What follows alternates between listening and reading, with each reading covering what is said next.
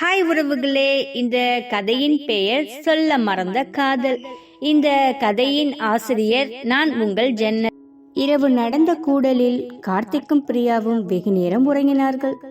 கார்த்திக் எழுந்து ஃப்ரெஷ் ஆகிவிட்டு பால்கனியில் உட்கார்ந்து அவன் அந்த ஊட்டியின் அழகை அவன் ரசித்துக் கொண்டிருந்தான். அவன் அப்பொழுது பிரியாவை பார்க்கவும், பிரியா அன்று அசதியில் மிகவும் அசந்து தூங்கிக் கொண்டிருந்தாள். அவளை எழுப்ப வேண்டாம் என்று அவன் அப்படியே நினைத்து கொண்டு அப்படியே அந்த அழகை ரசித்து கொண்டு அவன் அமர்ந்திருந்தான். சிறிது நேரத்தில் பிரியாவும் எழுந்து, கார்த்திக் எழுப்பலாம்ல,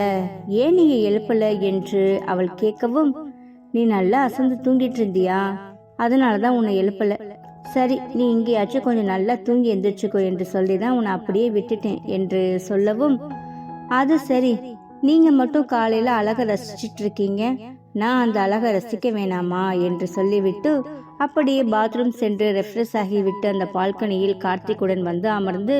அங்கு இருக்கும் மரம், செடி, கொடி, மலை அனைத்தையுமே பார்த்து ரசித்து கொண்டிருந்தார்கள். அங்கு மேகமூட்டமாக அந்த பனித்துளிகள் செல்வதை அவள் ரசித்து கொண்டே, அப்பப்பா என்ன அழகா இருக்குது, இந்த அழக காண கோடி கண்கள் வேண்டும் என்று அவள் சொல்லவும், பிரியா உனக்கு இந்த இடம் ரொம்ப பிடிச்சிருக்கா என்று கார்த்திக் கேட்கவும், பிடிச்சிருக்குன்னு என்று வெறும் வாய் வார்த்தைக்கு சொல்ல முடியுமா, ரொம்ப ரொம்ப பிடிச்சிருக்கு என்று பிரியா சொல்லவும், உடனே கார்த்திக், பிரியா நீ குளிச்சுட்டு ரெடியாகு, நம்ம சீக்கிரமா கீழே போய் டிஃபன் எல்லாம் சாப்பிட்டுட்டு நான் உன்னை எல்லா இடத்தையும் சுத்தி பார்க்கறதுக்கு கூட்டிட்டு போறேன் என்று கார்த்திக் சொல்லவும், சரி என்று அவளும் குளித்து முடித்து அழகாக உடைகளை மாற்றிக்கொண்டு இருவரும் கீழே சென்று காலை சுற்றுண்டை சாப்பிட்டு விட்டு அவர்கள் சுற்றி பார்ப்பதற்கு சென்றார்கள். அப்பொழுது, எங்க நம்ம காரை எடுத்துட்டு போக வேணாமா என்று பிரியா கேட்கவும், இல்ல பிரியா, இங்க காடு மலை எல்லாம் ரொம்ப மோசமா இருக்கும், அது நம்ம ஓட்டுனா செட் ஆகாது, அதுக்கு தான் இங்க டிராவல்ஸ் வண்டி நிறைய இருக்குது இல்ல, அதுல ஏதாச்சும் ஒன்று நம்ம பார்த்து புக் பண்ணிட்டோம்னா ஜாலியா எல்லா இடத்தையும் அவங்களே சுற்றி காமிச்சிருவாங்க என்று கார்த்திக் சொல்லவும், அப்படியா, இந்த விஷயம் எனக்கு தெரியலையே, உங்களுக்கு எப்படி தெரியும் என்று கேட்கவும், ரூம் புக் பண்ணும்போதே இங்கே ரிசப்ஷனில் உங்களுக்கு என்னென்னலாம் வேணும்னு சொல்லி கேட்டப்ப நான் எல்லாமே கேட்டு தெரிஞ்சுக்கிட்டேன், அப்போ நான் புக் பண்ணிட்டேன் என்று கார்த்திக் சொல்லவும், அது சரி, இப்படியெல்லாம் கூட இருக்குதுங்களா, சரி வாங்க நம்ம எல்லா இடத்தையும் சீக்கிரமாக சுற்றி பார்க்கலாம், எனக்கு ஒவ்வொரு இடத்தையும் பார்க்கறதுக்கு ரொம்ப ஆர்வமாக இருக்கு என்று அவள் சொல்லவும், கார்த்திக் தன் மனைவியை கூட்டிக் கொண்டு அந்த இடங்களில் சந்தோஷமாக சுற்றி பார்த்தார்கள். இங்கு சந்தோஷ் காலை எழுந்து குளித்து முடிந்து அவனுடைய வேலையை பார்த்து முடித்துவிட்டு காயத்ரிக்கு போன் செய்தான். காயத்ரி, எனக்கு இங்க வேலை முடிஞ்சிருச்சு, நீ ரெடியா இருக்கியா, உன்னை வந்து நான் பிக்கப் பண்ணிக்கிறேன் என்று அவன் சொல்லவும், சந்தோஷ் இன்னும் 1 ஹவர்ல நான் ரெடி ஆயிடுறேன், அப்பாவுக்கு ஒரு முக்கியமான டேப்லெட் அது இங்கே தான் கிடைக்கும், அதை மட்டும் நான் வாங்கிட்டு வந்துடுறேன், வாங்கிட்டு வந்து அதை எடுத்து வச்சுக்கிட்டு நம்ம கிளம்புறது தான் பாக்கி, சரிங்களா என்று அவள் சொல்லவும், சரி அப்போ நீ டேப்லெட் வாங்கிட்டு வா, நீ அங்க வாங்கிட்டு கிளம்பும் போது எனக்கு ஒரு மெசேஜ் பண்ண, நான் நேரா வீட்டுக்கு வந்துடுறேன் என்று சொல்லவும், சரி என்று காயத்ரி அந்த மாத்திரையை வாங்கி விட்டு வந்து சந்தோஷுக்கு மெசேஜ் போட்டு விட்டார். சிறிது நேரத்தில் சந்தோஷம் வீட்டுக்கு வந்தான். வீட்டு வாசலில் காரில் வந்து நிற்கவும், அம்மா அவர் வந்திருக்காருமா என்று சொல்லவும், உடனே காயத்ரி அம்மா ஓடி சென்று, தம்பி உள்ள வாங்க தம்பி, உள்ள வாங்க தம்பி என்று கூப்பிடவும்,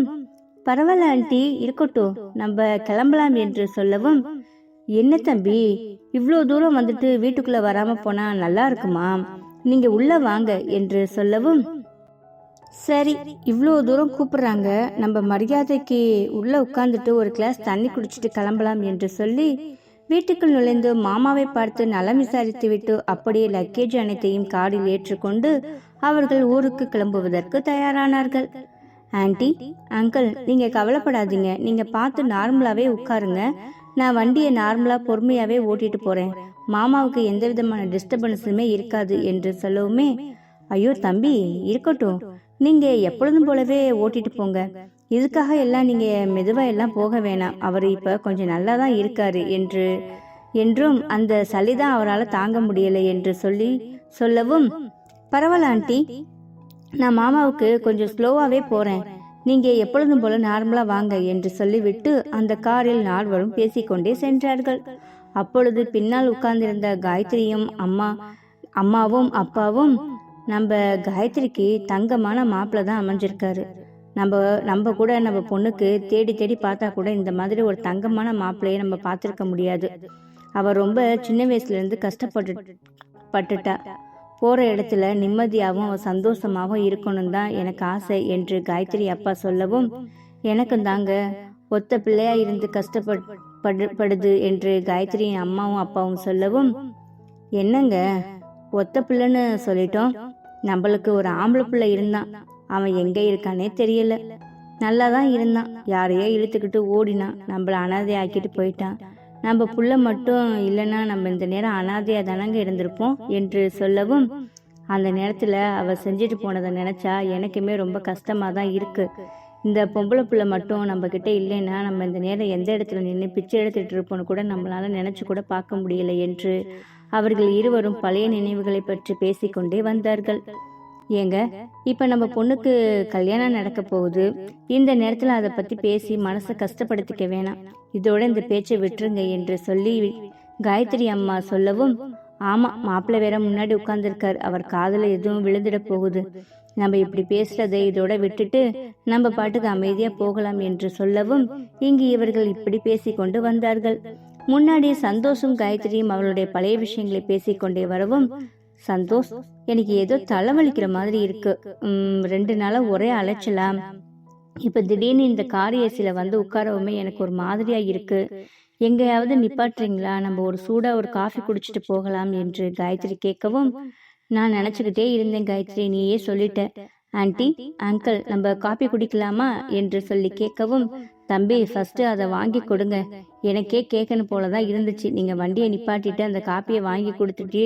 குடித்தோம்னா ஒரு மாதிரியாக இருக்கும், நல்லாவே இருக்கும் என்று சொல்லவும், சரி என்று சந்தோஷ் ஒரு ரெஸ்டாரண்ட் வாசலில் கொண்டு போய் காரை நிப்பாட்டி சந்தோஷும் காயத்ரியும் இறங்கி காப்பியை குடித்துவிட்டு அவர்கள் அம்மாவுக்கும் அப்பாவுக்கும் காப்பியை கொண்டு வந்து காரிலே கொடுத்தார்கள். அவர்களும் அந்த காப்பியை குடித்துவிட்டு அப்படியே சந்தோஷமாக ஊருக்கு சென்றார்கள். அப்படியே நால்வரும் பேசிக்கொண்டே போகவும் ஊரும் சென்றடைந்தார்கள். காயத்ரி, நீ ஆன்ட்டியும் அங்கிளையும் பத்திரமா பார்த்துக்கோ, நான் வீட்டுக்கு போயிட்டு கொஞ்ச நேரம் ரெஸ்ட் எடுத்துட்டு நம்ம நாளைக்கு சைட்டில் உன்னை பார்க்குறேன், நீ இன்னும் கொஞ்ச நாள் ரெஸ்ட் எடு, உடம்பை பார்த்துக்கோ, முடிஞ்ச நாளைக்கு சைட்டுக்கு வா, இல்லைன்னா நானே கூட போய் பார்த்துக்கொள்கிறேன் என்று சந்தோஷ் சொல்லவும், இருக்கட்டும் சந்தோஷ், நான் என்னென்னு பார்த்துட்டு உங்களுக்கு நைட்டு கால் பண்ணுறேன், நீங்கள் பார்த்து பத்திரமா போங்க, ஆன்ட்டியை கேட்டதா சொல்லுங்க என்று சொன்னவள் சரி என்று அவன் வண்டியை எடுத்துக்கொண்டு வீட்டுக்கு புறப்பட்டான். வீட்டு வாசலில் கார் வந்து நிற்கவுமே, அம்மா அண்ணா வந்துட்டான் பாரு என்று கீர்த்தி சொல்லவும், என் பிள்ளை வந்துட்டானா, ஒரு நைட்டு என் பிள்ளைய பார்க்காம என்னமோ மாதிரி ஆயிடுச்சுமா. சந்தோஷ், வந்துட்டியாப்பா, என்னப்பா நேற்று வேலை முடியலையா என்று கேட்கவும், இல்லம்மா வேலை முடியல, அதனால தான் இருந்து வேலையை முடிச்சுட்டு வந்தேன். ஆமா அப்பா எங்க அம்மா என்று கேட்கவும், அப்பா உங்க அத்தை வீடு வரைக்கும் போயிருக்காருப்பா, நான் தான் போய் ரேவதியை பார்த்து கொஞ்சம் பேசிட்டு வர சொன்னேன், அதுக்காக அப்பா போயிருக்காரு. சரி, நீ ரொம்ப டயர்டாக வந்திருப்ப, மேலே ஃப்ரெஷ் ஆகிட்டு கொஞ்சம் நேரம் ரெஸ்ட் எடுத்துட்டு வா, உனக்கு நான் மேலே காப்பி கொடுத்து விடவா என்று கேட்கவும், இல்லை காப்பி வேண்டாம், நான் கொஞ்சம் நேரம் ரெஸ்ட் எடுத்துக்கிறேன், அதுக்கப்புறமா வந்து நான் சாப்பிட்டுக்கிறேன் என்று சந்தோஷ் சொல்லிவிட்டு அவனுடைய அறைக்கு சென்று ரெஃப்ரெஷ் ஆகிவிட்டு அப்படியே அமைதியாக படுத்து கொண்டான். அம்மா, என்னம்மா அண்ணன் ரொம்ப டயர்டாக வந்திருக்கான் போல என்று கேட்கவும், ஆமாம் அந்த பிஸ்னஸ் வேலையாக கொஞ்சம் சுற்றிட்டு இருக்கான், அது அவனுக்கு செட் ஆயிடுச்சுன்னா அவன் நார்மலாக வந்துடுவான். ஆமாம், நீ என்ன கேள்வி மேலே கேட்டுக்கிட்டு இருக்க, கொஞ்சமாச்சும் அம்மா கூட சேர்ந்து வேலை வெட்டி ஏதாச்சும் பண்ணுறியா, அப்புறமா உங்கள் அத்தை என்ன உங்கள் மகளுக்கு ஒரு வேலையும் சொல்லி கொடுக்கலையான்னு என்னை கேள்வி கேட்க போறா என்று சொல்லவும், எங்கள் அத்தை அதெல்லாம் எதுவுமே கேட்க மாட்டாங்க, அவங்களே என்னை உட்கார வச்சு சமைச்சு போடுவாங்க, நீ என்னமோ வேலை பார்க்கலன்னு சொல்லி என்ன கேள்வி கேட்குறம்மா என்று சொல்லவும், இப்போ உள்ள பிள்ளைங்க எல்லாம் பேச கற்றுக்கிட்டீங்க, நாங்கள் அந்த காலத்தில் வீட்டில் உள்ள எல்லா வேலையும் செய்வோம், ஆனால் இப்போ தின்ன தட்டை கூட எடுத்து வைக்கிறதுக்கு நீங்கள் யோசிக்கிறீங்க, நல்ல பிள்ளைங்க நீங்கள் எல்லாம் என்று சொல்லவும், ஆமாம் நாங்கள் அப்படி ஒன்றும் இல்லை, நாங்களும் வேலை செய்வோம், என்ன இப்போ கொஞ்சம் சோம்பேறியாக இருக்கோம், அவ்வளவுதான், உனக்கு என்ன இப்போ நான் வேலை செய்யணும் அவ்வளவுதானே, உனக்கு என்ன இந்த காய்கறியை கட் பண்ணி கொடுக்கணுமா, கொடு நான் கட் பண்ணி தரேன் என்று அந்த காய்கறியை வாங்கி கட் பண்ணி அம்மாவிடம் கொடுக்கவும், பரவாயில்லையே என் பொண்ணு நல்லா காய்கறியெல்லாம் கட் பண்ணுறாளே என்று கேட்கவும், அம்மா அமெரிக்கா வீட்டில் நான் தானே சமைச்சு சாப்பிட்டேன், நாங்கள் தானே சமைக்கணும், அப்போ நாங்கள் தானே காய்கறியும் கட் பண்ணணும் என்று சொல்லவும், அப்படியா, அப்போ நீங்க 5 பேரும் இருந்தீங்கல்ல, அப்ப ஆளுக்கு ஒரு நாள் நீங்க வேலை செய்வீங்க என்று கேட்கவும், ஆமாம் என்று அவள் சொன்னாள். இப்படியே அம்மாவும் பொண்ணும் பேசிக்கொண்டே இருக்கவும் சந்தோஷ் அப்பா வரவும் சரியாக இருந்தது. என்னங்க, ரேவதி கிட்ட பேசிட்டீங்களா? உங்க தங்கச்சி என்ன சொன்னாங்க என்று கேட்கவும், என் தங்கச்சிக்கு எல்லாத்துக்குமே சந்தோஷம்தான், அவன் நீ எதுவுமே பண்ணலான்னு ஓகேன்னு சொன்னான் என்று சொல்லவும், அப்படியா, ரொம்ப சந்தோஷங்க, எனக்கு இப்பதான் நிம்மதியா இருக்கு. சரி, அப்ப காயத்ரி கிட்ட பேசிட்டோம்னா வேலை முடிஞ்சு விடுன்னு நினைக்கிறேன் என்று சொல்லிவிட்டு கிச்சனுக்கு செல்ல முயன்றவளை அலமேலு, சந்தோஷ் வந்துட்டானா என்று கேட்கவும், ஆமாங்க, புள்ள வந்துட்டான், வந்துட்டு மேலே டயர்டா படுத்திருக்கான், அதுக்கப்புறம் அவனே கீழே வரேன்னு சொல்லியிருக்காங்க, வந்ததுக்கு அப்புறமா அவனே சொல்லுவான் என்று சொல்லவும், நான் எதை பத்தி கேட்டேன், நீ எதை பத்தி சொல்ற என்று சொல்லவும், நீங்க காயத்ரி கிட்ட பேசின விஷயத்தை பற்றி தானே கேட்க போறீங்க, அது சொல்லல, அவனுடைய வேலைய போனானே அதை பத்தி கேட்கறதுக்கு தான் நான் இருந்தேன். சரி, நீயே சொல்றது ஒரு வகையில சரிதான், சந்தோஷ் வந்ததுக்கு அப்புறமா நம்ம காயத்ரி அம்மா அப்பா கிட்ட பேசின விஷயத்த நம்ம கேட்டுக்கலாம். சரி, எனக்கு ஒரு கப் காப்பி கொடு என்று சொல்லவும் அவள் கிச்சனுக்கு சென்று சந்தோஷமாக காப்பியை போட்டு வந்து கொடுத்து கொண்டு அவர்கள் பேசி கொண்டிருக்கவும் சந்தோஷ் கீழே வந்தான். அப்பா, அத்தை வீட்டுக்கு போயிட்டு வந்துட்டீங்களா என்று கேட்டவன், ஆமா, அத்தை வீட்டுக்கு போயிட்டு வந்துட்டேன், உன்னுடைய வேலையெல்லாம் எப்படிப்பா இருக்கு என்று கேட்கவும், என்னுடைய வேலை முக்காவாசி முடிஞ்சிருச்சுப்பா, இன்னும் காவாசி தான், அதை இன்னும் கொஞ்ச நாள்ல முடிச்சிடுவேன்ப்பா. ஆமா, அத்தை என்ன சொன்னாங்க, எல்லாம் ஓகேவா? அந்த அத்தை அந்த மாதிரி பண்றதுக்கு ஒத்துக்கிட்டாங்களா என்று கேட்கவும், ஆமாப்பா, உங்க அத்தை ஒத்துக்கிட்டா. ஆமா, உங்ககிட்ட ஒரு விஷயம் கேட்கணுன்னு இருந்தேன், நீ காயத்ரியோட அம்மா அப்பா கிட்ட பேச சொன்னேனே, அவர்கள் பேசிட்டாங்களா என்று சொல்லவும், அம்மா, நான் உங்ககிட்ட நானும் ஒன்று சொல்ல மறந்துட்டேன், வந்த டயர்டில் அந்த விஷயத்தையே உங்ககிட்ட சொல்ல மறந்துட்டேன். காயத்ரி அப்பா, காயத்ரி அம்மா 3 பேருமே இங்கே இல்லம்மா, சென்னையில இருக்காங்க என்று சொல்லவும், அப்படியா? ஆமா, நான் தான் அவங்கள வரும்போது கூட்டிட்டு வந்தேன், எப்படியும் நான் அங்கிருந்து எம்டியா தான் வரணும். காயத்ரி என்கிட்ட ஃபோன் பண்ணி அம்மாவும் அப்பாவும் ஊருக்கு கூட்டிட்டு வர போறேன்னு சொன்னாங்க. அப்போ எனக்கு ஒரு யோசனை வந்தது, சரி நானே உங்களை வந்து பிக்கப் பண்ணிக்கிறேன்னு சொல்லி அவங்க 3 பேரையும் நான் தான் கூட்டிட்டு வந்து வீட்டில் விட்டுட்டு வந்தேன் என்று சந்தோஷ் சொல்லவும், நல்ல காரியம் பண்ணப்பா, அப்போ அவங்ககிட்டயும் ஒரு வார்த்தை பேசிட்டோம்னா மற்ற விஷயத்த நம்ம பேசி முடிச்சிடலாம் என்று அலமேலு சொல்லவும், அப்பா, காயத்ரியோட அப்பாவுக்கு கொஞ்சம் உடம்பு முடியல, அதனால 2 நாளைக்கு அவர் ரெஸ்ட் எடுக்கட்டும், அதுக்கப்புறமா இங்க வந்து அவங்க பேசுவாங்க என்று சொல்லவும், அப்போ ஓகேப்பா, சந்தோஷம் என்று சொல்லிவிட்டு அவர்கள் அவருடைய வேலையை பார்க்க ஆரம்பித்தார்கள். இங்கு கனகவல்லியும் சுந்தரேசனும் பேசிக்கொண்டிருந்தார்கள். கனகா, ஆபீஸ்ல எல்லா வேலையும் முடிஞ்சிருச்சு, எனக்கு பென்ஷன் பணம் வரதுக்கு அரேஞ்ச் பண்ணிட்டாங்க, அது இல்லாம என்னோட செட்டில்மெண்ட் எல்லாமே என்னோட அக்கௌண்ட்ல போட்டு இருக்காங்க என்று சொல்லவும், அப்படிங்களா, ரொம்ப சந்தோஷம் என்று கனகவல்லி சொல்லவும், கனகா, நான் ஒன்று சொல்லட்டுமா என்று சொல்லவும், என்ன? கொஞ்சம் பணத்தை நம்மளுடைய கடைசி காலத்துக்கு வச்சுக்கிட்டு மீதி பணத்தை நம்ம கார்த்திக்கிட்டையும் கொஞ்சம் பணத்தை நம்ம அணுகிட்டையும் கொடுத்து கார்த்திகை ஒரு பிஸ்னஸ் ஸ்டார்ட் பண்ண சொன்னா எப்படி இருக்கும் என்று அவன் கேட்கவும், என்னங்க சொல்றீங்க? அணுவுக்கு இப்ப குழந்தை பிறக்க போகுது, அவளுக்குன்னு கொஞ்சம் பணத்தை நம்ம ஒதுக்கி வச்சுட்டு மீதி பணத்தை நம்ம கார்த்திகிட்ட கொடுத்து அவனை ஏதாச்சும் பிஸ்னஸ் ரன் பண்ண சொல்லலாமா? நான் யோசிச்சுட்டு இருக்கேன், நீ என்ன நினைக்கிற கனகா என்று சுந்தரேசன் கேட்கவும், நீங்க சொல்ற யோசனை கூட எனக்கு நல்லா தாங்க படுது, நம்ம வேணா அப்படியே பண்ணலாம் என்று கனகவல்லி சொல்லவும், அப்ப நம்ம கொஞ்ச நாளைக்கு அவன் கூட தான் இருக்கணும், ஏன்னா பிஸ்னஸ்ன்னு சொல்லிட்டு அவன் நிறைய வெளியே போக வேண்டியது வரும், அப்ப பிரியா தனியா இருக்கும், பிரியாவை தனியா விட்டுட்டு நம்ம இங்க இருக்க முடியாது, அதனால எல்லாமே ஓகேனா சொல்லு, நம்ம இங்கிருந்து கொஞ்ச நாளைக்கு அங்கதான் போயிருக்கணும் என்று சுந்தரேசன் கேட்கவும், சரிங்க, நம்ம புள்ள ஒரு நல்ல நிலைமைக்கு போறதுக்கு நம்மளும் சில விஷயங்களை விட்டு கொடுத்து தானே போகணும், நம்ம இங்க தான் இருப்போம்னு அடம்பிடிச்சிட்டு இருந்தா நம்ம புள்ள எப்படிங்க நல்லா இருப்பான், நான் எல்லாத்துக்குமே தயாரா தான் இருக்கேன் என்று கனகவல்லி சொல்லவும், அப்ப சரி, இன்னும் ஒரு 2-3 நாள்ல நம்மளுக்கு எல்லா வேலையும் முடிஞ்சிட்டு நம்ம அங்க போய் கார்த்திக் கிட்ட சொல்லிக்கலாம், நீ எதுவும் அவன் கிட்ட ஃபர்ஸ்ட் உளறி வச்சிடாத என்று சுந்தரேசன் சொல்லவும், நான் ஒன்றும் உளர மாட்டேன், நீங்க யார்கிட்டையும் சொல்லாம இருந்தா சரிதான் என்று சொல்லிவிட்டு அவர்களுடைய வேலையை பார்த்து கொண்டிருந்தார்கள். விஷால் ஆபீஸ் போய் சென்ற பிறகு அன்று நைட்டு பேசிய விஷயங்கள் அனைத்துமே அவனுக்கு வந்து போனது. கீர்த்தியிடம் அவன் ஆசையாக பேசிய ஒவ்வொரு விஷயமும் அவனுக்கு மிகவும் ஆசையாகவும் பிரமிப்பாகவும் இருந்தது. திரும்பவும் கீர்த்தியிடம் பேச வேண்டியது போல அவனுக்கு தோன்றியது. மத்திய உணவு இடைவேளை முடிந்த பிறகு அவன் ஒரு அறையில் அமர்ந்தான். அப்பொழுது கீர்த்திக்கு போன் செய்து, கீர்த்தி என்ன பண்ற என்று அவன் கேட்கவும், சாப்பிட்டு இப்பதான் அறைக்கு வந்தேன். என்ன பண்ணலான்னு யோசிச்சுட்டு இருந்தப்ப தான் நீங்க கால் பண்ணீங்க. ஆமா, நீங்க சாப்பிட்டீங்களா என்று கேட்கவும், நான் சாப்பிட்டு இருக்கேன், ஆனா உன் நினப்பாவே இருக்கு, என்னன்னு தெரியல என்று அவன் சொல்லவும், எனக்கும் அப்படிதான் இருக்கு என்று கீர்த்தி சொன்னாள். கீர்த்தி, நீ ஈவினிங் வேணா வெளியில வரியா, நம்ம எங்கேயாச்சும் வெளியில போயிட்டு வரலாம் என்று அவன் கேட்கவும், அச்சுச்சோ வெளியிலையா, எங்க போறது என்று அவள் கேட்டாள். ஏன், போறதுக்கு சென்னையில இடமா இல்ல, எவ்வளோ இருக்குமா, போயிட்டு வரலாம் என்று சொல்லவும், மணி இப்பவே 2 மணி, எத்தனை மணிக்கு போனா கரெக்டா இருக்கும் என்றுதான் யோசிச்சுட்டு இருக்கேன், யோசிக்க வேண்டும் என்று அவள் சொல்லவும், நீ ஒரு 4 மணிக்கு தான், 4 மணிக்குன்னு நான் சொன்ன இடத்துக்கு வா, நான் உன்னை பிக்கப் பண்ணிட்டு நம்ம அப்படியே வெளியில போகலாம் என்று விஷால் சொல்லவும், சரி என்று இவனும் சொல்லிவிட்டு போனை வைத்தான். ஒரு 3:30 மணி இருக்கும். அம்மாவிடம் வந்து, அம்மா, விஷால் வெளியில போகலான்னு சொல்லி என்னை கூப்பிட்டாரு, நான் போயிட்டு வரட்டுமா என்று அவள் கேட்கவும், இது என்ன கேள்வி, கல்யாணம் பண்ணிக்க போற மாப்பிள்ள ஆசையா கூப்பிடுறாரு, போய் உங்க எதிர்காலத்தை பற்றி நிறைய பேசிட்டு வாங்க, பேசிட்டு வர்றது இருக்கும், பேசிட்டு வாங்க என்று அலமையில சொல்லவும்,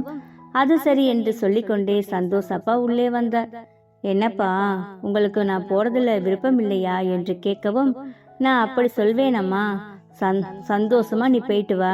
இல்ல உங்க அம்மா வாயிலிருந்து இப்படி ஒரு நல்ல வார்த்தை வந்தது இல்ல, அதுக்கு தான் அப்படி சொன்னேன். ஏன் மருமக பிள்ளையோட நீ பேசுறத நான் வேணான்னு தடுப்பேனா, எனக்கு சந்தோஷம்தான், நீ தாராளமா விஷால் கூட வெளியில போயிட்டு வாமா என்று அப்பா சொல்லவும், ரொம்ப தேங்க்ஸ்பா, நான் போயிட்டு வரேன் என்று சொல்லிவிட்டு அவள் கிளம்புவதற்கு தயாரானாள். பிறகு என்ன நினைத்தாரோ தெரியவில்லை. கீர்த்திமா, ஒரு நிமிஷம் என்று சந்தோஷ் அப்பா கூப்பிட்டு, போறது சரிம்மா, கொஞ்சம் சீக்கிரமா வந்துடணும், ரொம்ப நேரம் வெளியில சுத்திய கூடாது, சரியா என்று அவர் சொல்லவும், சரிப்பா, நான் அவ்வளோ வெளியில எல்லாம் சுத்த மாட்டேன், விஷால் கூட பேசிட்டு நான் உடனே கிளம்பி வந்துடுறேன், ஓகேவா என்று சொல்லிவிட்டு அவள் கிளம்பினாள். வீட்டிலிருந்து கிளம்பிய விஷால் சொன்ன இடத்திற்கு சென்ற பிறகு விஷாலுக்கு ஃபோன் செய்து, நான் நீங்க சொன்ன இடத்துக்கு வந்துட்டேன், நீங்க கிளம்பிட்டீங்களா என்று கேட்கவும், இன்னும் ஒரு 2 மினிட்ஸ் அந்த இடத்த நான் ரீச் பண்ணிடுவேன், நீ அங்கே இரு, நான் வந்துட்டேன் என்று விஷால் சொன்னான். அவள் சொன்னது போலவே 2 நிமிடத்தில் அங்கு விஷாலும் வந்து சேர்ந்தான். உடனே கீர்த்தி அவளுடைய வண்டியில் ஏறிக்கொண்டு அவன் எங்கேயே சென்று கொண்டிருந்தான். என்னங்க, எங்க போறீங்க என்று கேட்கவும், தெரியல, உன்னை இப்படியே வண்டியில வைத்து சுத்தினா எனக்கு ஆசை என்று அவன் சொல்லவும், அது சரி, பார்ப்பதற்கு இடமா இல்லைன்னு சொன்னீங்க,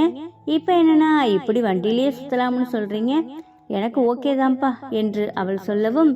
இப்படியே பேசிக்கொண்டு சிறிது நேரம் ஒரு பார்க்கை சென்று அடைந்தார்கள். அந்த பார்க்கில் சிறிது நேரம் அமர்ந்து பேசிவிட்டு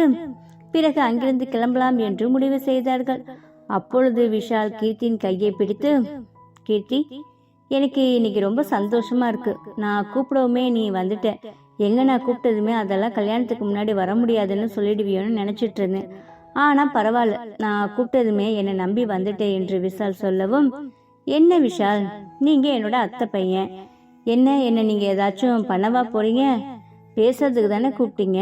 அதான் வந்தேன், அது கூட வீட்டுல எல்லாருக்குமே தெரியும், அப்பாக்கு அம்மாக்கு நம்ம ஏன் போய் சொல்லிட்டு வரணும், நம்ம என்ன லவ் பண்ணிட்டா இருக்கோம்,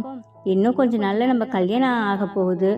நம்ம எதையுமே யாருக்கிட்ட மறைச்சு பண்ணாதான் தப்பு, ஓப்பனா இருந்த எந்த ஒரு விஷயமே தப்பு கிடையாது, சரியா, நீங்க தேவையில்லாம எதையும் போட்டு குழப்பிக்காம இப்ப ஹாப்பியா நீங்க வீட்டுக்கு போகலாம் என்று கீர்த்தி சொல்லவும், ஆமாம் கீர்த்தி, உன்னை நான் ஒரு இடத்துல டிராப் பண்ணிட்டேன், நீ அங்கிருந்து வீட்டுக்கு போயிடுவியா என்று அவன் கேட்கவும், நான் இங்கிருந்து கூட வீட்டுக்கு போயிடுவேன், உங்களுக்கு இங்கிருந்து உங்க வீடு பக்கம் தானே, நீங்க போயிடுங்க, நான் இங்கிருந்து ஒரு ஆட்டோ பிடிச்சிட்டு நான் வீட்டுக்கு போயிடுறேன், சரியா என்று அவள் சொல்லவும், இல்ல, நானே கொஞ்ச தூரம் கொண்டு வந்து உன்னை விட்டுறேன், எனக்கு உன்னை தனியா அனுப்புறதுக்கு மனசு இல்லை என்று சொல்லவும், விஷால், எந்த உலகத்துல இருக்கீங்க, அதெல்லாம் நான் பார்த்து பத்திரமா போயிடுறேன், உங்களுக்கு ஃபோன் பண்றேன், நீங்க கிளம்புங்க என்று சொல்லிவிட்டு அவளை ஆற்று ஏற்றிவிட்டு அவன் இங்கிருந்து கிளம்பினான். கீர்த்தியும் சிறிது நேரத்தில் வீடு சென்று அடைந்து விஷாலுக்கு ஃபோன் செய்து, நான் வீட்டுக்கு வந்து விட்டேன் என்று சொல்லவும், அப்பொழுதுதான் அவனுக்கு முழு திருப்தியாக இருந்தது. இங்கு அடுத்த நாள் பிரகாஷ் ஆபீஸுக்கு சென்று அவனுடைய வேலை அனைத்தையும் முடக்கிவிட்டு வீட்டுக்கு வந்த பிறகு, அனு இங்க வா, உன்னிடம் ஒரு முக்கியமான விஷயம் பேசணும் என்று அவன் சொல்லவும்,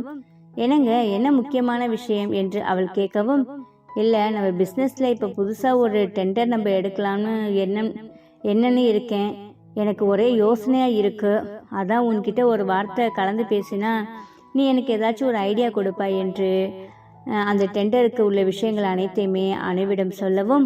அவளும் இது நல்ல விஷயமா இருக்கு, 4 பேருக்கு நன்மை செய்வது அது நல்ல விஷயம்தானே, நம்ம இந்த டெண்டரை கண்டிப்பா எடுப்போங்க என்று அவள் சொல்லவும், சரி என்று இப்படியே பேசிக்கொண்டிருந்தார்கள். அப்பொழுது பிரகாஷ் அணுவிடம், அனு, நான் உங்ககிட்ட ஒரு விஷயம் கேட்கட்டுமா என்று, எனக்கு இந்த விஷயத்தை கேட்டுட்டு அங்கே போகணும்னு, உன்னை கூட்டிட்டு போகணும்னு ஆசையா இருக்கு என்று அவன் சொல்லவும், என்னங்க, எங்க போகணும் என்று அவள் கேட்கவும், ஒன்றும் இல்லை அனு, உங்கள் ஊர் பக்கத்தில் தானே என்னோட பூர்வீக வீடு ஒன்று இருக்கு சொன்னேன் இல்லையா, நான் அடிக்கடி அங்கே போவேன். இப்போ கல்யாணம் ஆனதுலேருந்து அங்கே போகிறதையே விட்டுட்டேன். எனக்கு அங்கே போகணுன்னு ஆசையாக இருக்குது. அங்கே வந்தீங்கன்னா எங்கள் அம்மா, எங்கள் அப்பா, எங்கள் குடும்பத்தில் உள்ளவங்க எல்லாரையுமே அங்கே பார்க்கலாம் என்று சொல்லவும், என்னங்க சொல்கிறீங்க, எல்லாரையும் பார்க்கலாமா என்று அவள் ஆச்சரியமாக கேட்கவும், அங்கே எல்லோரோட ஃபோட்டோவும் இருக்கு, பார்க்கலான்னு சொன்னேன் என்று அவன் சொல்லவும், ஃபோட்டோ இருக்கா, சரி போகலாம், எப்போ போகலான்னு சொல்லுங்க என்று அவள் கேட்கவும், இப்போ வேணா, நம்ம குழந்தை பெற்று எடுத்துட்டு அந்த குழந்தைய தூக்கிக்கிட்டு எங்கள் ஊருக்கு போகிறேன். ஏன்னா அம்மா இல்லாத பையன், அப்பா இல்லாத பையன் எப்படி வாழ போகிறான்னு எனக்கு கேலி செஞ்ச எல்லாருமே அங்கே தான் இருக்காங்க. அவங்க முன்னாடி போயிட்டு, நான் இப்போ நல்லா இருக்கேன், எனக்குன்னு ஒரு கல்யாணம் ஆயிடுச்சு, எனக்குன்னு ஒரு குழந்தை பிறந்துருச்சு, எல்லாரும் பாலுங்கன்னு சொல்லிட்டு என் குழந்தையும் எல்லாருக்கிட்டையும் நான் காமிப்பேன், என் பொண்டாட்டியும் நான் எல்லாருக்கிட்டையும் அறிமுகப்படுத்தி வைப்பேன். அதில் தான் எனக்கு பெருமை இருக்குது, மரியாதை இருக்குது என்று பிரகாஷ் சொல்லவும், கண்டிப்பாக பிரகாஷ், நம்ம பாப்பா பிறந்த கையோட ஃபஸ்ட்டு வேலையை நம்ம போயிட்டு வந்துடலாம் சரி என்று சொல்லவும், உடனே சரசு அங்கே வந்து, அப்போ நீங்கள் மட்டும்தான் போவீங்களா, என்னை கூட்டிகிட்டு போக மாட்டீங்களா என்று அவள் கேட்கவும், அக்கா, என்னைக்கு உங்களை நாங்கள் வேற்றுமையாக நினைத்திருக்கோம், நீங்களும் நம்ம குடும்பத்தில் ஒருத்தர் தானே, அப்போ நீங்களும் என் கூட தான் இருப்பீங்க, நீங்கள் ஏன் தனியாக இருக்கிற மாதிரி ஃபீல் பண்ணுறீங்க என்று அனுவும் பிரகாஷும் சொல்லவும், சரி என்று சிறிது நேரம் அங்கு சந்தோஷம் வெளிப்பட்டு கொண்டிருந்தது. உடனே, என்னக்கா, நேற்று நான் சொன்ன விஷயத்தை எல்லாம் நீங்கள் ரொம்ப யோசிச்சு பார்த்துருப்பீங்கன்னு நினைக்கிறேன், உங்கள் மனசுக்கு இப்போ அது சரின்னு தானே இப்போ என்று அனு கேட்கவும், நீ சொன்ன விஷயம் எல்லாமே நான் யோசிச்சு பார்த்தம்மா, நீ சொன்ன விஷயம்தான் எனக்கு சரின்னு பட்டுச்சு என்று சரசு சொல்லவும், நான் சொல்லலை, யாருமே தனிமையா இருக்க முடியாது அக்கா, அதனால தான் உங்களுக்கு இப்படி ஒரு முடிவு எடுத்தோம் என்று இருவரும் சொல்லவும், அப்படியே சிறிது நேரம் அவர்கள் பேசிக்கொண்டே இருந்தார்கள். இங்கு ஹனிமூன் சென்ற கார்த்திக்கும் பிரியாவும் அவள் ஆசைப்படியே அங்கு உள்ள இடம் அனைத்தையுமே பிரியாவுக்கு சுற்றி காண்பித்தான். அவர்கள் அனைத்து இடங்களையும் சுற்றி பார்த்த பிறகு அவர்களுக்கு உடம்பு டயர்டாகிவிட்டது. பிறகு இன்னைக்கு இது போதும் என்று சொல்லிவிட்டு இருவரும் அறைக்கு வந்து சேர்ந்தார்கள். அறைக்கு வந்த பிறகு சிறிது நேரம் ஓய்வெடுத்து அவர்கள் ரெஃப்ரெஷ் ஆகிவிட்டு அப்படியே பான்களில் அமர்ந்து பேசிக்கொண்டிருந்தார்கள். கார்த்திக் என்று பிரியா கூப்பிடவும், சொல்லு பிரியா என்று சொன்னான். இன்னைக்கு எல்லா இடத்தையும் சுத்தி பார்த்தோம், எனக்கு ரொம்ப சந்தோஷமா இருந்துச்சு, இதே மாதிரி ஹாப்பியா எப்பவுமே லைஃப் உங்க கூட நான் இருக்கணும்னு எனக்கு ஆசையா இருக்கு என்று சொல்லவும், கண்டிப்பா நீ என் கூட நீ சந்தோஷமா இருப்ப என்று கார்த்திக் சொல்லவும், உடனே அவள் மகிழ்ச்சியில் அப்படியே கார்த்திக்கை கட்டி பிடித்து கொண்டாள். இப்படியே சிறிது நேரம் அவர்கள் அவருடைய கூடலை செய்து கொண்டு விட்டு உடனே கார்த்திக்கும் பிரியாவிடம், பிரியா, உங்க அம்மா அப்பாவுக்கு ஃபோன் பண்ணியா என்று கேட்கவும், பண்ணுனேன் கார்த்திக், நீங்க ஹேண்ட் வாஷ் பண்ண போயிருந்தீங்க, அப்ப அம்மாவுக்கும் அப்பாவுக்கும் ஃபோன் பண்ணி பேசினேன் என்று பிரியா சொல்லவும், சரி என்று சொல்லிவிட்டு இருவரும் சிறிது நேரம் பேசிக் கொண்டிருந்தார்கள். அன்று அவர்கள் பார்த்த அனைத்து விஷயத்தை பற்றியும் அவர்கள் மகிழ்ச்சியாக அவர் அங்கு பேசிக்கொண்டு விட்டு பிறகு இரவு உணவு சாப்பிடுவதற்கு செல்லலாம் என்று அவர்கள் தயாரானார்கள். அன்று ரிசப்ஷனில் ஒரு பாட்டி என்பதாக அனைவரையும் அங்கு வரவேற்று சின்னதாக ஒரு நிகழ்ச்சியை நடத்தி கொண்டிருந்தார்கள். அப்பொழுது அங்கு கார்த்திக் பிரியாவும் கலந்து கொண்டு ஜாலியாக டான்ஸ் ஆடி பாட்டு பாடி மிகவும் சந்தோஷமாக அவர்கள் அங்கு இருந்தார்கள். இங்கு ஊரில் இருந்து வந்த அம்மாவையும் நன்கு கவனித்துக் கொண்டிருந்தாள் காயத்ரி. அம்மா, உங்களுக்கு இந்த இடம் செட் ஆகிருச்சா, உங்களுக்கு பிடிச்சிருக்கா, ஒன்றும் பிரச்சனை இல்லையே அப்பா, இப்ப உங்களுக்கு உடம்பு எப்படி இருக்கு என்று காயத்ரி கேட்கவும்,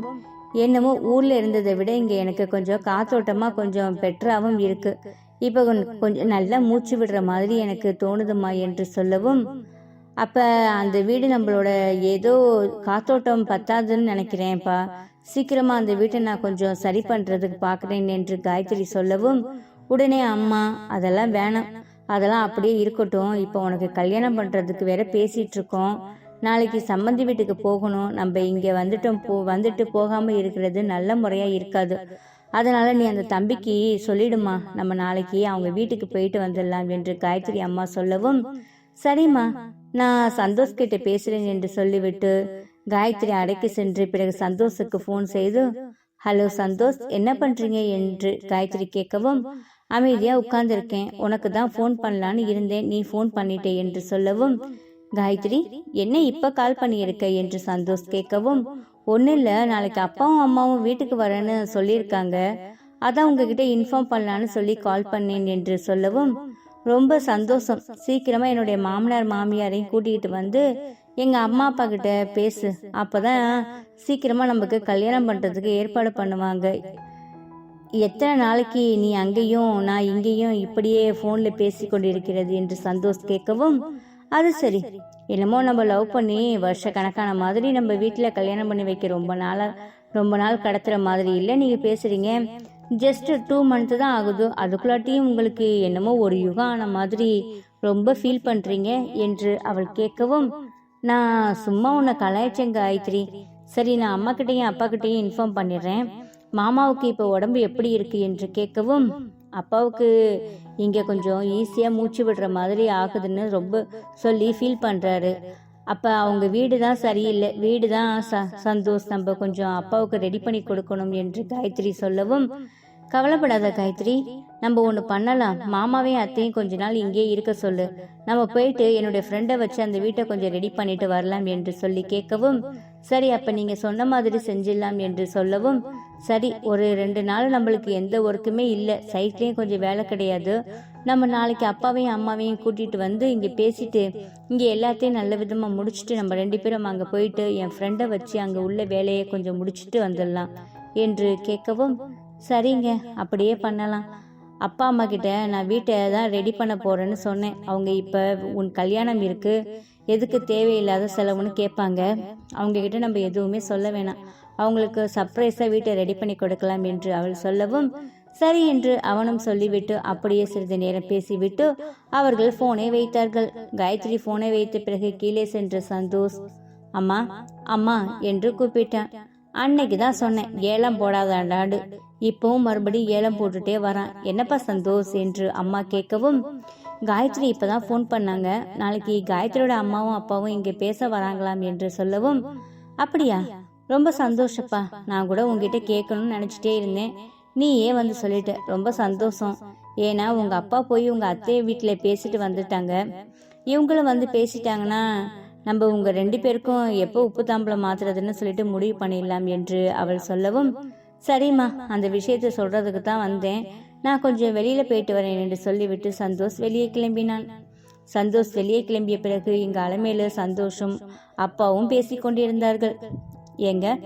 நம்ம பசங்களுக்கு கல்யாணம் பேச ஆரம்பிக்கவுமே, நம்ம முடிவு பண்ணவுமே எல்லா வேலையும் டக்கு டக்குன்னு நடக்கிற மாதிரி உங்களுக்கு தோணலை என்று அலமேலு கேட்கவும், எனக்கும் அப்படிதான் தோணுது அலமேலு, ஆனால் உன்னை நான் இந்த இடத்துல உன்னிடம் ஒன்று சொல்வதற்கு கடமைப்பட்டிருக்கிறேன், நீ திருந்தினதும் சரி, காயத்ரி திரும்பி நம்ம பையனை லவ் பண்ணுறதும் சரி, இப்போ கீர்த்திக்கு என் தங்கச்சி பையனை கல்யாணம் பண்ணி வைக்க நீ சம்மதிச்சதும் சரி, இது எல்லாம் அந்த கடவுள் சித்தம்தான் நான் நினைக்கிறேன் என்று சந்தோஷின் அப்பா சொல்லவும், அது என்னமோ உண்மைதாங்க, எப்படியோ குழம்பி கிடந்த என் மனசை அந்த கடவுள் மாற்றி இப்போ நல்லவளா மாற்றிட்டாரு, அது வரைக்கும் எனக்கு சந்தோஷமாக தான் இருக்கு, அதுக்கு அந்த கடவுளுக்கு நான் கோடி கோடி நன்றி சொன்னாலும் பத்தவே பத்தாதுங்க என்று அலமேலு சொல்லவும், அது என்னமோ உண்மைதான் அலமேலு என்று சொல்லி இருவரும் பேசி கொண்டிருந்தார்கள். இங்கு இரவு உணவை சாப்பிட்டு விட்டு அந்த பார்ட்டியை என்ஜாய் பண்ணிவிட்டு அறைக்கு வந்த கார்த்திக்கும் பிரியாவும், ஏங்க இன்னைக்கு ஃபர்ஸ்ட் நாள் நமக்கு ரொம்ப அழகா போனுச்சுல என்று பிரியா கேட்கவும், ஆமா ரொம்ப அழகா போச்சு என்று கார்த்திக் சொல்லவும் அப்படியே இருவரும் பேசிக்கொண்டிருந்தார்கள். உடனே கார்த்திக் பிரியாவின் மடியில் படுத்துக்கொண்டு, பிரியா இந்த மாதிரி உன் மடியில படுத்துக்கிட்டு உன்கிட்ட பேசிட்டு இருக்கிறது எனக்கு எவ்வளோ சந்தோஷமா இருக்கு தெரியுமா என்று கார்த்திக் சொல்லவும், எனக்கும் தான் கார்த்திக் உங்க கூட இப்படியே பேசிட்டு இந்த மலையை ரசிச்சு கொண்டே இப்படியே இருக்கிறது எனக்கு ரொம்ப பிடிச்சிருக்கு, இது எப்போதுமே இருக்கணும்னு என் மனசு துடிக்குது என்று பிரியா சொல்லவுமே, எப்போவுமே நான் உன் கூட தானே பிரியா இருக்க போறேன், நீ ஏன் கவலைப்படுற என்று கேட்கவும், நீங்க ஏன் கூட தான் இருப்பீங்க, ஆனா இந்த மாதிரி சூழல் நம்ம இருக்க முடியுமா, சென்னை எவ்வளோ டிராஃபிக்கா இருக்கும், நம்ம இங்க இருந்தா இன்னும் ஜாலியா இருக்கும்ல என்று கார்த்திக்கிடம் சொல்லி கொண்டிருந்தாள் பிரியா. நான் கூட ஏதாச்சும் பிஸ்னஸ் பண்ணிட்டு இங்கே இருக்கலாம் என்று தான் ஒரு பிளான் இருக்குது. ஆனால் இப்போ உள்ள சூழ்நிலைக்கு என்கிட்ட அவ்வளோ பணம் இல்லை, நான் அந்த பிஸ்னஸ்க்கான மைண்டையும் கொண்டு வரல என்று கார்த்திக் சொல்லவும், என்ன பிஸ்னஸ் கார்த்திக் என்று பிரியா கேட்கவும், இல்லை இங்கே ஒரு தேயிலை எஸ்டேட் வாங்கி அதை ரன் பண்ணணும்னு எனக்கு ஒரு ஆசை. அதை நம்ம ஃபேக்ட்ரியில் இருந்து கொண்டு போகிற எல்லா டீ காஃபி மாதிரி பொருள் எல்லாமே எல்லா ஊருக்கு டிஸ்ட்ரிபியூட் ஆகணும்னு எனக்கு ரொம்ப ஆசை. ஆனால் அது எல்லாம் நடக்குமா என்ன? நான் படிச்சிருக்க படிப்புக்கு இதெல்லாம் யோசிக்கவே கூடாது தான். நம்மளுக்கு அந்த சென்னையில் 40,000 ரூபாய் சம்பளத்தில் அந்த கம்பெனியில் வேலை செய்கிறது தான் நம்மளுக்கு தலையில் எழுதியிருக்குன்னு நினைக்கிறேன் என்று சோகமாக கார்த்திக் சொல்லவும்,